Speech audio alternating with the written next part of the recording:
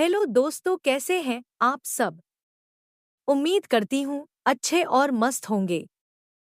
प्यारे दोस्तों, आज की कहानी है गरीब बहू की धनतेरस पूजा में आई अमीर सहेलियां। एक छोटे से गांव में एक बहू थी जिसका नाम राधा था। राधा गरीब घर की थी, लेकिन उसके संस्कार और उसका सादगी भरा जीवन ही उसकी पहचान थे। शादी के बाद से ही उसने बहुत संघर्ष किया, पर कभी अपने संस्कारों को पीछे नहीं छोड़ा। हर त्योहार, हर पर्व को बड़े उत्साह और श्रद्धा से मनाती, चाहे उसकी आर्थिक स्थिति कैसी भी हो। धनतेरस का दिन नजदीक आ रहा था।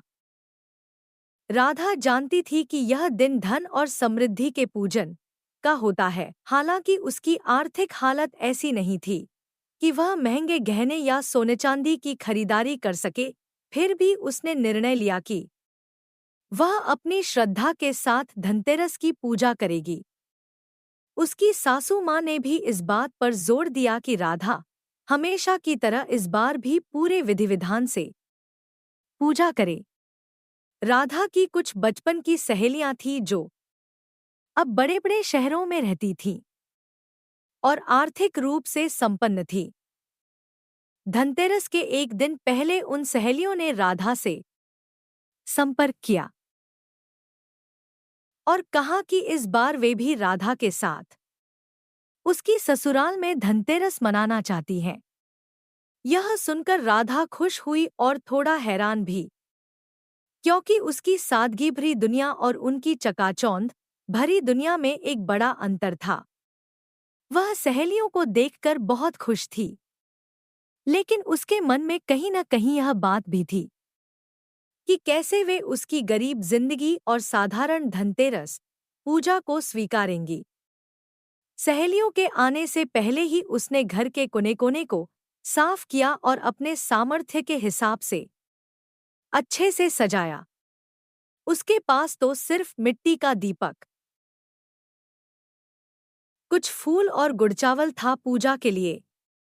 धनतेरस के दिन उसकी सहेलियां अपने अपने चमकते कपड़ों और महंगे गहनों के साथ राधा के घर आईं। उनके हाथों में महंगे तोहफे और मिठाइयों के डिब्बे थे। राधा के साधारण कपड़ों और घर की सादगी को देखकर सहेलियों को थोड़ी असुविधा महसूस हुई, पर उन्होंने अपनी भावनाओं को छुपा लिया और राधा के संग पूजा में शामिल होने का फैसला किया। जैसे ही पूजा का समय हुआ, राधा ने मिट्टी के दीपक में घी डालकर उसे जलाया और भगवान से अपनी मन की सच्ची प्रार्थना की। उसकी सहेलियां उसकी इस सादगी से हैरान थी, क्योंकि उन्होंने तो धनतेरस में बड़ी बड़ी चीजों का महत्व देखा था। वे सोच में पड़ गई कि कैसे एक गरीब लड़की अपनी इस सादगी में भी इतनी श्रद्धा और भक्ति के साथ पूजन कर सकती है। पूजा के दौरान राधा ने सहेलियों को बताया कि धनतेरस केवल धन दौलत का पर्व नहीं, बल्कि यह समृद्धि और खुशियों का पर्व है। जो सच्चे दिल से इस पूजा में भाग लेता है, उसे हमेशा सुख समृद्धि का आशीर्वाद मिलता है। उसने कहा कि सोने चांदी और कीमती चीजें आवश्यक नहीं है, बल्कि ईश्वर के प्रति सच्ची भक्ति और प्रेम ही असली धन है। राधा की बातें सुनकर उसकी सहेलियों की आंखें नम हो गई। उन्हें एहसास हुआ कि राधा ने असल में जिंदगी की सच्ची सीख को समझ लिया है। अमीरी गरीबी का फर्क बस बाहरी दुनिया में ही होता है, लेकिन असली सुख और संतोष हमारे अपने मन में होते हैं। धनतेरस की पूजा के बाद राधा की सहेलियों ने उससे कहा कि वे उसकी पूजा के तरीके से बहुत प्रभावित हुई हैं। उन्होंने माना कि सच्ची मित्रता और असली खुशी पैसों से नहीं खरीदी जा सकती। इस प्रकार उन्होंने वादा किया कि वे भी अब धनतेरस की पूजा को सच्चे दिल से करेंगी और दिखावे से दूर रहेंगी। सभी के साथ प्यार और समझदारी से रिश्तों को निभाऊंगी। प्यारे दोस्तों, यह कहानी यहीं पर समाप्त होती है।